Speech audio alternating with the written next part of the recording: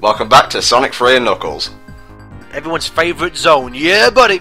Dude, the intro is just so cool. Hurry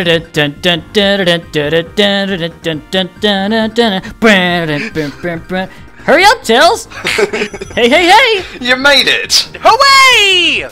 Completely pointless 20 seconds, but the coolest 20 seconds in any classic Sonic game, hands down. Yeah. Definitely. I'm okay with putting the controller down. Yeah, I want to know, like, how the hell did Tails get it? Because as we saw at the end of Carnival Zone, Tails didn't get blasted away in the cannon. So Tails must have flown pretty quickly to catch up. Maybe he went in the plane. Yeah, the plane that he just summons every now and then. Actually, the no, at the beginning of the game, it just disappears. He just abandons it. What the hell? Well, I imagine Tails like keeps it in a capsule like they do in Dragon Ball Z. Oh, good. Another Dragon Ball Z ripoff in Sonic. Speaking of. That's just what we need. Well, see, Tails doesn't care because it's Sonic's plane, so Tails don't give a fuck. He's like, it's not my plane. Why does Sonic have a plane? He never flies it. So, what is actually the deal with the snowball? Because it just kind of comes out of nowhere. Sky, do you know? Well, it's funny you mentioned that, Tom, unironically.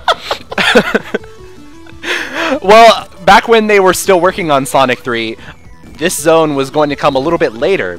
The cannon in Carnival Night Zone was actually going to shoot you to Flying Battery, and that zone would have taken place. And at the end, when Sonic falls out through the door, he was going to use the door as a snowboard.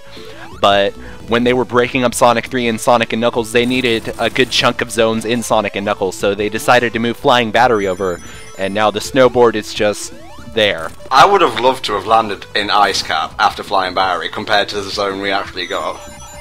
Yeah.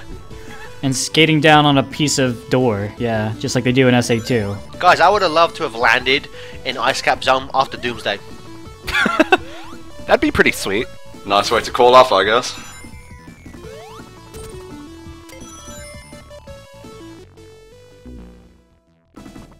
I love the image I love this background of like the ice and like the water floating across. Yeah. Yeah, it's got almost a 3D kind of look to it. That parallax scrolling. We haven't mentioned it at all, but I would say one of the things I love most about Sonic 3 and Knuckles is that every act has a boss. Like every Act 1 has a mini boss, and it's something that I was hoping they would have brought back for Sonic 4, but they didn't. But I fucking love that, the fact that every zone has a boss. They kind of forgot to bring back the quality for Sonic 4, so I think the mini bosses are the least of that game's concerns. Yeah, they have a few other things to work on first. Like the voice actor and Green Eyes. Those are clearly the most important parts of Sonic. Oh yeah, I mean any true Sonic fan knows that. Exactly. Bring back Ryan Drummond, you bastards. No, in terms of music, a lot of people cite Ice Cap as like the best track in Sonic 3 and Knuckles. How do you guys stand on that?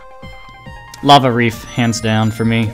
I would say it's up there, along with what Steven said, Lava Reef. I would say Ice Cap, Lava Reef, and Flying Battery for me.